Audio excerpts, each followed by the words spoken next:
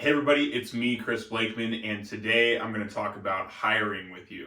So far in this training, we've talked about designing jobs, looking at the analysis of those jobs, what's involved with them, and even creating the job description.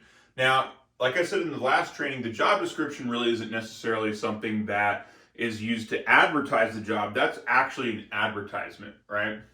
So what we're going to talk about today in this training is how to kind of get in the right mindset for building your team and get in the right mindset for creating your retail team so you can be massively successful with your retail store compared to the competition, or just for yourself, really, just to have a massively successful retail business, okay?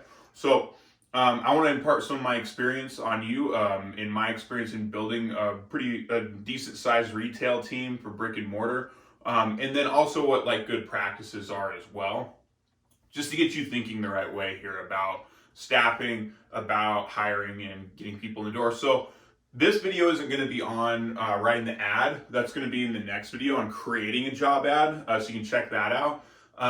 And what we're doing now is we're kind of moving into the mindset of being a business person that's building a team and hiring, okay? So what we want to think about is like, we are a retailer in the business of building a team. And so you have to understand as a business person, and a lot of you know this if you're a retailer, is that people are really unpredictable, right? People are going to have life events. They make decisions about their life. They change their mind about things. So when you plug people into a business, there's going to be a lot of X factors. And so you want to try to control as many of those X factors as you can. But at the end of the day, even if you have a really good winning team, you have people that are awesome, you do a good job screening, all this stuff, you do your due diligence, you're training them, you're measuring that training program, you're doing your coaching and all that stuff, you're still going to have attrition to some extent, okay? And even in the long run, there's usually still attrition, which means people still quit, you have to fire them. Stuff happens where they go away and you have to replace them with new people. So you want to have a plan in place, and that's why we're creating like these documents, these assets along the way with the training. So what I want to touch on today is just a few things. I got just a few notes here. So what you want to do is start to think about how you need to be hiring all the time. Okay, you actually want to be looking for people, potential people, all of the time. Because a lot of times, if you have a good retail store, you need a team, right? So a lot of times, if you have a good quality person in place, putting more good quality people around a good quality person is like an amazing thing. It really produces great results, okay? So what you want to do is just be in that mindset. And what I used to do is I used to actually have an incentive where I would tell my employees, hey, if you refer someone to come and work here, and they actually go through the initial training, and they are here for like 90 days, I'm going to pay you a bonus. And I would actually pay my employees a referral bonus. Usually I'd put it on their check. I think it was like $100 or something like that. So right away, you want to let your employees know, hey, we're always looking for good people. If you think there's someone that's a good fit, I'm going to put them through my hiring process. Like, make sure you tell them that up front. I'm not just going to hire them automatically because you recommend them. But I would love to screen them and talk to them and see if they're a good fit, right? And if they are, then I'm actually going to pay you a bonus if they stay, okay? So make sure that's part of it, and then you can put a bonus on their paycheck if that person stays.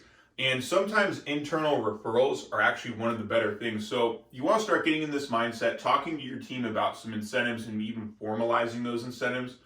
And keep in mind, as you formalize things with your team, like a referral program for hiring, that you're adding these things to your P&Ps, your policies and procedures. Okay, so keep an open document that's your policies and procedures. I have another video on that. We'll talk about policies and procedures, but just keep that in mind, because you want this kind of stuff in black and white so people understand exactly how the program works and what it's all about. Usually a program like that, little half pager, you're going to write it up. You refer somebody, they actually make contact, name you as the referral when we hire them. And then, we go ahead and train them. They're with us for 90 days. They hit that mark. We're going to pay you a bonus, right? Now, the bonus you pay could be based on a lot of different things. It's really up to you. It's going to be for your business. You got to determine how much that's worth to you. How much is that new hire worth to you? Okay. And how much are you struggling maybe to hire people right now? That's another way to determine that value. Like it might be a lot more valuable if they actually bring someone to you that sticks, that does the training, is a good fit and everything like that. And you want to have that period of time in there for that referral to make sure that like they bring you a good quality person. So they're not just trying to, bring you as many people as possible, because, if they can't make it through the screening process, it doesn't matter anyway, right? You're just screening people. And we'll talk more about that later too, so you're not wasting your time in interviews. Because I've done that, hundreds of people. I've probably done over 1,000 interviews, more than 1,000 interviews, I can tell you for sure. And what you want to do is not sit down and interview people in person, right? You want to have a screening process. So anyway, before we even get into that, I just want to talk about a few things. One of the things we want to talk about is getting you into that culture and mindset of hiring. So put up a sign in your store that is soliciting help, right? Make sure you have some way to track this in the store. So I used to keep a file in my store that was for potential hires in each office in each store. And I would actually have the managers maintain these, or I would maintain it when it was just me in my store. And because I would actually meet, sometimes people walked into my store off of the street, like customers, or they had someone with them and they actually seemed like maybe they might be a good fit, and I would screen them and actually like they might actually be a good fit to work in the store. And I didn't really need them at the time necessarily. So I had them fill out an application or send me a resume. And then I went ahead and put that in that file so I could reach back out to them at a later date. And those files saved my butt sometimes, you guys. So having a potential hire file, numero uno thing, you want to have the best time to start hiring, as they say, is today, right? Not when you need somebody. It's when you don't need people that you want to be in the process of doing this. You just do it as a course of business if you're a retailer, okay? The next thing is you always want to be on the lookout. So always be on the lookout, like whether it's your customers, your family, friends of people you know, things like that. Even in other businesses, honestly, like one time I went into a bigger office store. It was like an office supply store. And I needed to find a file cabinet, and I just needed a basic file cabinet. And, usually I'd get that stuff on like Marketplace or Craigslist, something like that, and just get something used that was cheap for the store. But that particular day I was in a big hurry. I had to go somewhere, and we needed that file cabinet because I had just trained a new manager in a location, and we needed that in place so that they could keep their employee files and their store files and stuff organized. I had a system for that, right? I've got a system for a lot of things. You guys are going to find out. It's one big system with lots of systems in it. But basically I needed this file cabinet, and the manager was great, and he was helping, like somebody else was doing a great job. Or the guy, actually, I didn't know he was the manager until later on.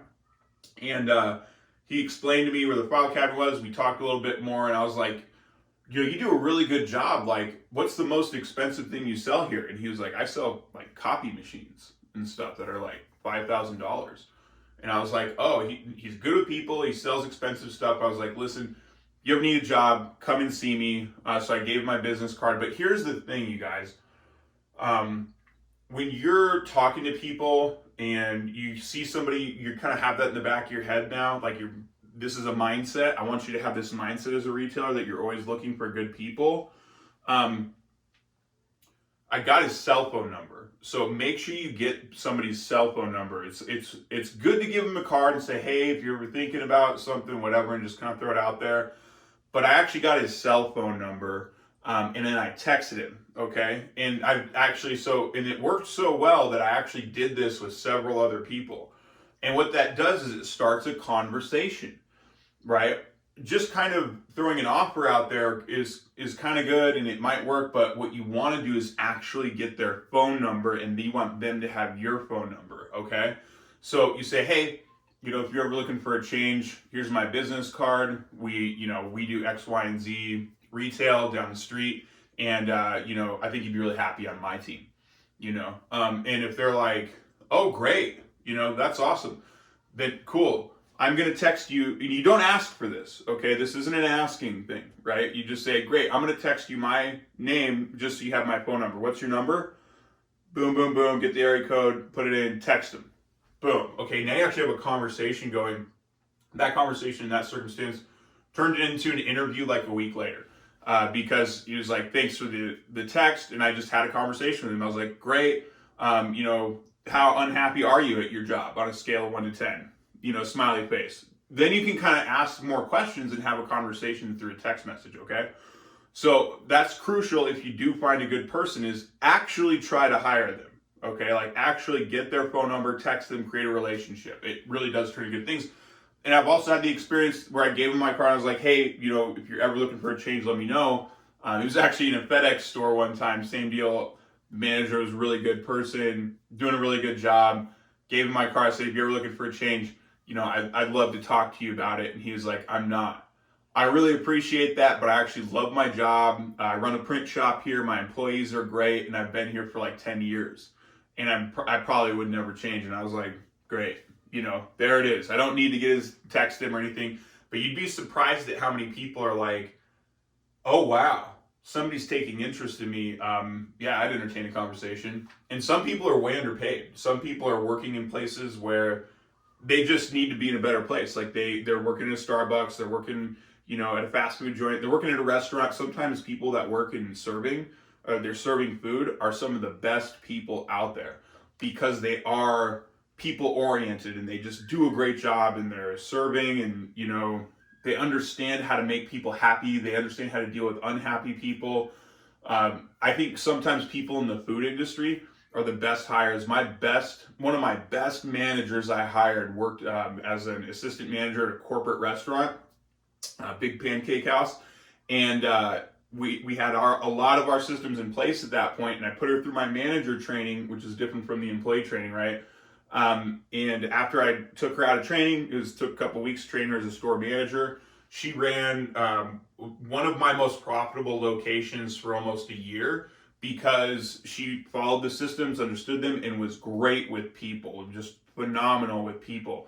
And also she came actually from kind of a corporate environment. Following steps for her was really good, okay? Which is this whole point. I'm trying to train you guys and teach you about systems and steps here for your retail business to make it successful. So get in that mindset. When you run into somebody, make sure you understand, like have a business card on you, like in your wallet or in your purse or like whatever. Give them a business card, explain who you are, and you'd love to have them on your team, possibly. If it's a good fit, obviously, we'd have to talk about it. And if they say yes, great. What's your phone number so I can shoot you a text message and you have mine? Okay? And I want you to say that out loud, like pause the video and say it like you're talking to somebody so you have the word track in your mind. So you have no hesitation about doing it. Great, what's your phone number so I can go ahead and text you and then you'll have mine? Great, what's your phone number so I can go ahead and text you so you'll have mine? Just burn that into your brain because it's a great hiring technique to build relationships with people, okay? So get that in your head. Next thing is shop the competition. So look for the competition. Shop them out, shop what's available, and what you'd be surprised of is when you shop your competition, you want to do this just so you get a feel for what your competition is like. And I used to do this all the time in my industry with retail. My industry was sewing machines and vacuum cleaners, so we sold like $30,000 pieces of equipment on the sewing side, or like even just $100 machines and like $2 spools of thread. But it was a wide range of product.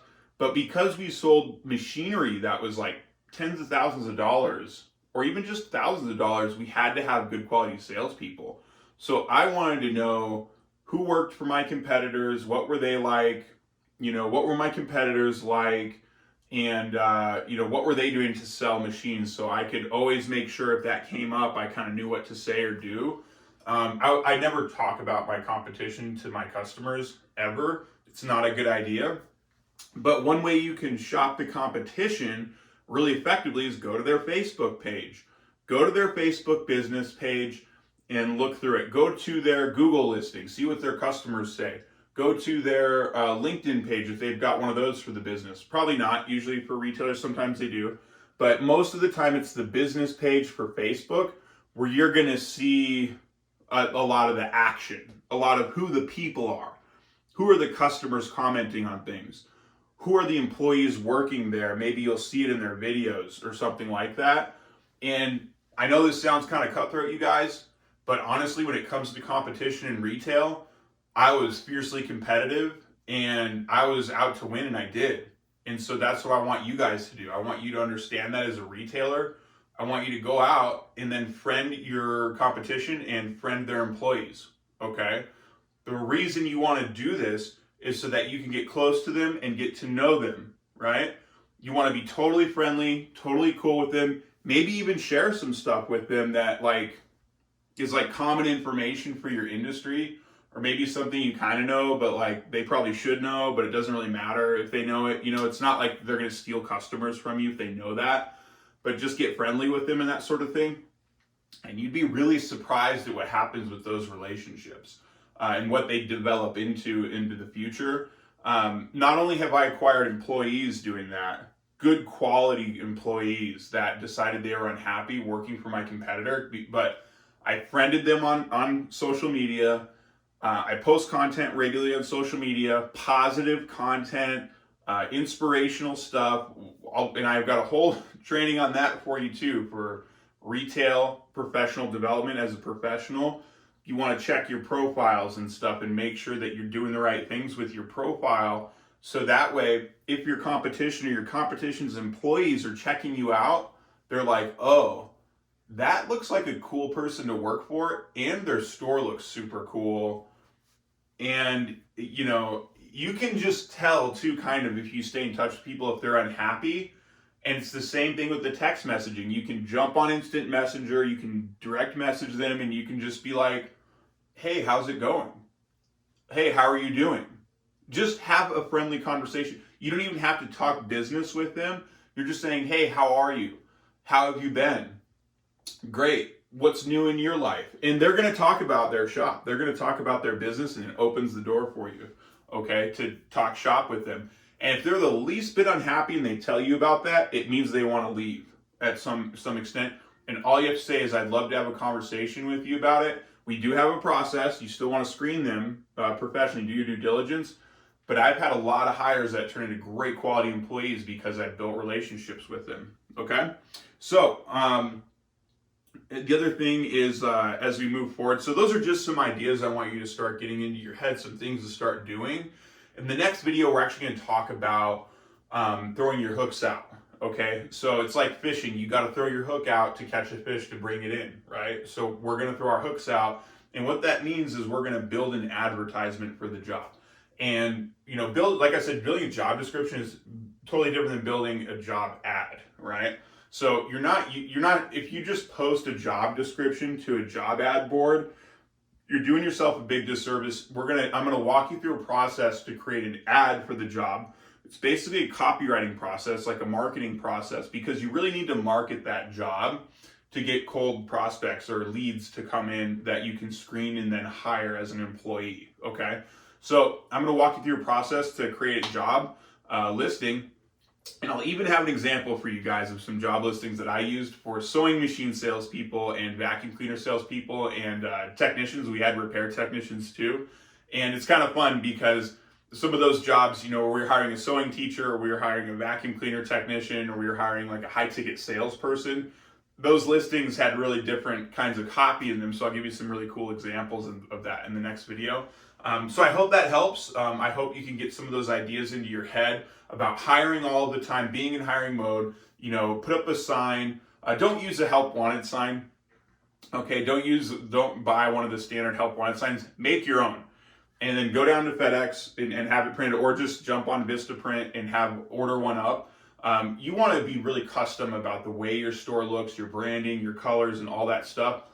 You actually want a poster advertising a job in your store to look the same way and have positive facing in like language on it. It's like a positive poster that's like, we're always looking for shoe geniuses, or we're always looking for candle experts, or whatever your theme is, whatever your niche is for your brick and mortar retail. And then that job title, like we talked about in the job description. Hopefully you got creative like I asked you to do, and you came up with something really creative there. So you can put that on that poster. Have a poster custom made. It really doesn't cost that much to do it, like in Vistaprint. You can use canva.com to mock something up really cool and use a template with a custom design size that'll fit into Canva for a poster.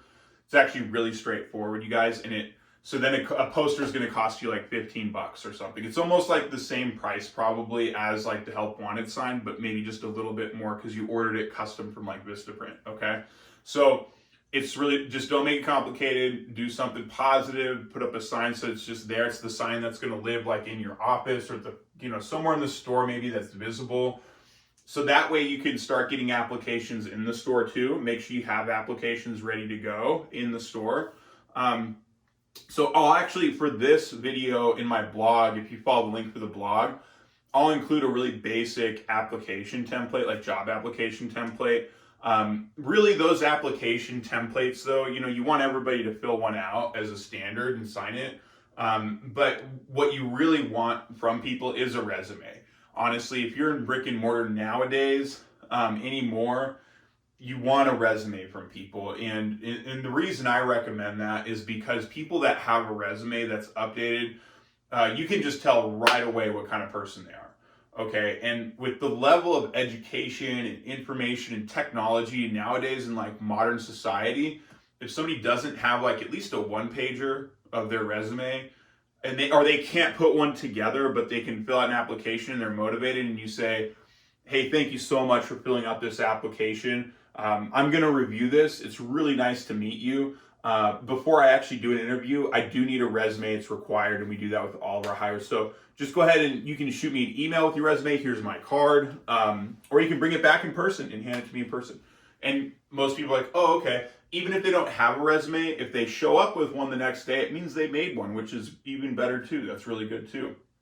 Now, if they filled out the application, you ask for a resume and they say okay, and they never return with a resume, well, that just saved you a lot of time dealing with somebody that has a problem with commitment, right? So, quick tip there. Hope you guys liked the video. Hope it's really good. None of this is legal advice. It's, it's a YouTube channel. I'm just sharing my experience as a retailer and a business consultant with you. Like and subscribe for more videos. And in the next video, we'll jump into more of the advertising piece of it and talk more about throwing your hooks out, building a job ad. All right, we'll see you again.